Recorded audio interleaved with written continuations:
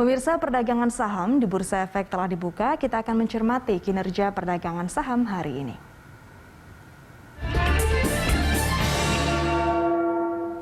Dan untuk mengetahui pergerakan saham hari ini, kita terhubung dengan pendiri LBP Institute, Lucky Bayu Purnomo. Selamat pagi, Mas Lucky. Selamat pagi. Mas Lucky, kalau kita lihat papan bursa pagi ini IHSG dibuka fluktuatif. Apakah fluktuatifnya IHSG pagi ini dipengaruhi dengan rilis risalah The Fed yang memberikan sinyal kuat bahwa memang mereka akan segera menaikkan suku bunga dalam waktu dekat? Pertama, kinerja indeks harga saham gabungan itu masih memiliki ruang pertumbuhan karena angka penutupan kemarin itu ada di angka tertinggi. Dan ada di kisaran angka tertinggi. Nah, sementara indeks dalam satu hari transaksi kemarin itu menguji top line di angka 6.857. Untuk itu peluang indeks untuk menguat itu masih dapat dialami dengan target tertinggi adalah 6.875 hingga 6.900. Nah, sementara apa yang akan dihasilkan dari FOMC minute meeting yang berencana untuk merubah Fed Fund Rate atau memberikan pandangan terhadap agenda perekonomian ke depan, saya kira itu masih menjadi wacana. Oleh karena apa? Kita masih ada di dalam agenda pembukaan tahun atau awal tahun 2022. Nah, di sisi lain bukan hanya Amerika, tetapi di negara-negara lainnya Bank Sentral juga ingin melakukan satu langkah-langkah yang prudent, atau langkah-langkah yang sangat hati-hati, dan itu kita bisa lihat dari rapat Dewan Gubernur Bank Indonesia yang akhirnya juga tetap menahan suku bunga Indonesia di 3,5%. Nah, itu jadi satu sentimen sebenarnya yang bukan memberikan satu trigger negatif, tetapi justru positif karena apa? Volatility pasar akan menjadi lebih tinggi. Kemudian apresiasi pasar juga akan menjadi lebih tinggi. Nah, Mas Lucky, artinya dengan Bank Indonesia kembali tahan suku bunga acuan di posisi 3,5% ini, artinya kan sudah setahun Bank Indonesia mempertahankan ini. Ini justru menjadi sentimen yang sangat positif untuk menopang IHSG, seperti itu ya Mas Lucky?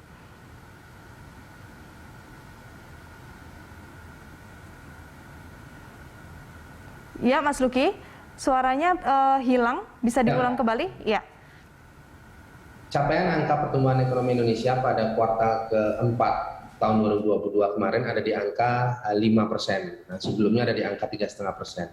Bahkan di tahun-tahun sebelumnya ada di angka minus, kontraksi 5,32% pada tahun 2020 kuartal kedua. Nah, untuk itu tren pemulihan pertumbuhan ekonomi ini sebenarnya harus diapresiasi bukan saja dari pasar, tetapi memang dari stakeholder, antaranya adalah Bank Sentral atau Bank Indonesia. Nah, untuk itu ke depan saya melihat negara-negara lain juga dalam kondisi yang tidak jauh berbeda, dalam kondisi pemulihan ekonomi atau economic recovery. Nah, untuk itu persoalan Fed Fund Rate ini saya kira masih menjadi wacana, dan akibat dari wacana itu akan meningkatkan volatility. Nah, itu cerminan sekali lagi bahwa setiap negara melalui bank sentralnya ingin melakukan kondisi atau ingin mencapai kondisi yang price in. Nah, kebetulan indeks juga menguji level tertinggi di angka 6.857. Lalu kalau kita melihat bahwa memang walaupun ini masih menjadi wacana dan ini menjadi sebuah faktor yang masih dicermati oleh para investor, artinya apakah kemudian ada dampak tertentu dari percepatan kenaikan suku bunga ini bagi sektor perbankan, Mas Lucky? Sektor perbankan akan menjadi alternatif sektor kedua. Karena apa? Karena perbankan akan relate terhadap perkembangan kinerja mata uang G20 dan G7, antaranya adalah US dollar, kemudian pound sterling, dan euro. Nah, kemudian karena alternatif kedua apa pilihan pertama? Nah, pilihan pertamanya justru ada di komoditi, karena apa? Pelaku pasar atau kondisi market itu selalu memiliki sifat integrasi atau intermarket analysis yang mencari satu kondisi yang berikutnya, yaitu apa? Apakah ada underlying yang dapat menjadi trigger atau menjadi pemicu? Nah, jawabannya adalah komoditi. Nah, minyak dunia, sebut saja minyak dunia pada awal tahun ini, Januari-Februari, sempat menguji level tertinggi di angka 91 US dollar per barrel. Emas pun demikian, sempat menguji angka 1.875 US dollar per barrel.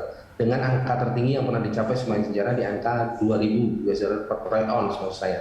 Nah, untuk itu komoditi nanti akan memberikan satu sentimen positif untuk sektor mining dengan beberapa saham pilihan, antara lain adalah Antam, kemudian Adaro, PTBA, dan Timah. Nah, jadi itu pandangan mengenai sektoral. Yang pertama adalah mining, yang kedua adalah banking atau finance. Jadi kalau menurut Anda artinya ini perbankan dan energi ya, sektor energi yang bisa menjadi perhatian para investor di kondisi saat ini. Bicara soal energi, masih bicara sentimen, Mas Luki, kalau kita melihat harga energi sangat sensitif saat ini terhadap isu geopolitik yang kemudian sekarang juga masih bergulir, yaitu antara Rusia dan Ukraina. Sebesar apa pengaruhnya isu geopolitik ini bagi pergerakan IHSG untuk saat ini? Memang Rusia sekarang sedang menggiatkan dan berambisi ya untuk menjadi market maker ya di bidang komoditi, karena apa? Tujuan utamanya adalah pengelolaan dan penguasaan minyak gitu.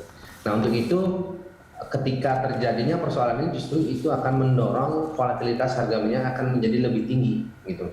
Bahkan angka yang telah dicapai di angka 91 US$ per barrel itu dapat mendorong kinerja komoditi lainnya. Jadi sentimennya akan sangat volatile dan memberikan dampak kenaikan terhadap harga minyak. Nanti kenaikan harga minyak akan memberikan trigger terhadap komoditi turunan, antara lain adalah harga emas, kemudian nikel, kemudian timah, dan komoditi-komoditi turunan berikutnya yang masuk dalam kategori soft commodity, yaitu CPO itu sendiri.